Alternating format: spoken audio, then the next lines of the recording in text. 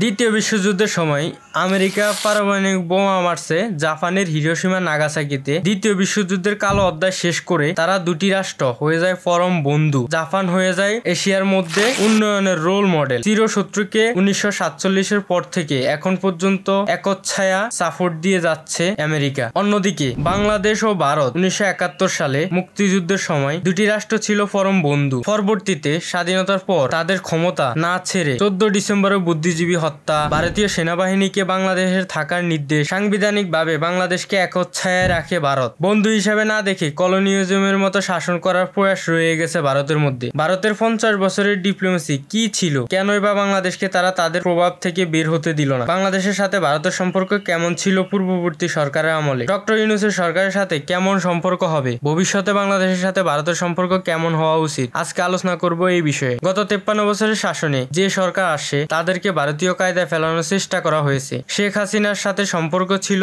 বিশেষ বন্দোবস্ত। শেখ হাসিনাকে তারা ক্ষমতায় রাখছে, তারা যা চাইছে সেভাবে শেখ হাসিনা ব্যবহৃত হয়েছে। স্বাধীনতার 53 বছর পর এসো পানি বন্টন হিস্সা আমাদের পূরণ তো করেইনি, বরং 111 ঘটানো ভারতের ইন্ধন ছিল। বিডিআর বিদ্রোহের সময় ভারতের ডিরেক্ট ইন্ধন ছিল বলে ডি.কে. পালিওয়াল তার বইতে উল্লেখ করে। এমনকি ভারতীয় সেনা সদস্যদের বাংলাদেশে হস্তক্ষেপের জন্য প্রস্তুত রাখা হয়েছে। শুধু এখানে শেষ নাই, বাংলাদেশের শেখ হাসিনার 2014, 18 এবং 24 সালে সকল অবৈধ নির্বাচনে ভারত সরাসরি সাপোর্ট দিয়েছে। 2014 সালে এরশাদকে সুজাতা সেন নির্বাচনে আসার জন্য চাপ দেয়। এরশাদ নিজেই তা স্বীকার করেছেন। আর 24-এ এসে তো আমরা দেখতে পেয়েছি জি.এম. কাদের বলেছেন ভারতের সাথে কি কথা হয়েছে সেটা বলা যাবে না ভারতের নির্দেশ ছাড়া। এত কিছুর পরও ভারতের ডিপ্লোমেসি মাত্র কয়েকদিনের আন্দোলনে মুখ থুবড়ে পড়েছে। এতে ভারতের ভুল কি ছিল? কেনই বা তাদের ডিপ্লোমেসি ব্যর্থ হলো? ওয়ারেন বাফেটের সেরা উক্তির মধ্যে একটি উক্তি, সব ডিম এক ঝুড়িতে না রাখা। ভারত সব ডিম এক ঝুড়িতে রেখেছে। ফরেন পলিসিতে আপনার বন্ধুত্বপূর্ণ সরকারকে আপনি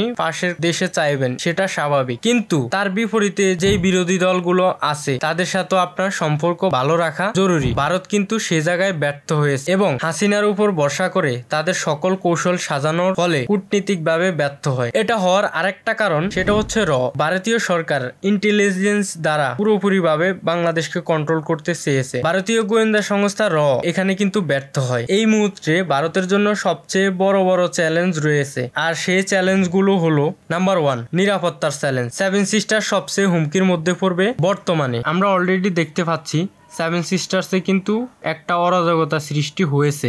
শেখ হাসিনার সাথে সম্পর্কতে তাদের নিরাপত্তার জন্য রেল করিডোরেরও চুক্তি ছিল, সেটা কিন্তু এখন ব্যর্থ হয়েছে। তো ভারতের নিরাপত্তার হুমকি সবচেয়ে বেশি থাকবে, বিশেষ করে সেভেন সিস্টার্স এর জন্য। নাম্বার 2 অর্থনৈতিক চ্যালেঞ্জ। ভারতের সাথে বাংলাদেশের সম্পর্ক থাকাকালীন অবস্থায় বাংলাদেশের প্রচুর রোগী ভারতে চিকিৎসা নিতে যাইতো, এরপরে ভ্রমণ করতে যাইতো। তো সেক্ষেত্রে ভারতের কিন্তু ইকোনমির একটা ইমপ্যাক্ট পড়তো। ভারতের ফরেন কারেন্সিতে বাংলাদেশের কিন্তু বিশাল একটা ইমপ্যাক্ট আছে। অন্যদিকে India out campaign, boycott Indian product, এগুলো তো বাংলাদেশের মধ্যে রয়েই গেছে। সুতরাং ভারতের আরেকটি চ্যালেঞ্জ হবে অর্থনৈতিক চ্যালেঞ্জ। বর্তমান সরকারের সাথে ভারত কেমন সম্পর্ক রাখতে চায়? বর্তমান সরকার যেহেতু অন্তর্বর্তীকালীন সরকার, তারা চায় তাদের পূর্ববর্তী সকল চুক্তিগুলো পূরণ হোক। আমরা দেখতে পাচ্ছি সেভেন সিস্টার্স এর যেই রেল ট্রানজিট দিয়েছিল শেখ হাসিনা, এই বিষয়গুলো তারা ফিরে পেতে চায়। এখন আমাদের সাথে ভারতের সম্পর্ক কেমন হওয়া উচিত? বাংলাদেশের ফরেন পলিসিতে একটা কথা আছে, কারোর সাথে বৈরিতা নয়, সবার সাথে বন্ধুত্বপূর্ণ সম্পর্ক চাই। জিও পলিটিক্যালি চিন্তা করলে বন্ধু রাষ্ট্র বলতে কোনো কথা নাই, যা হবে উইন উইন সিচুয়েশন, দুই পক্ষের ভালোর জন্য হবে। আমরা চাই পুরনো চুক্তিগুলো পুনরায় সাজিয়ে পানি বন্টন চুক্তি, সীমান্ত নিরাপত্তা,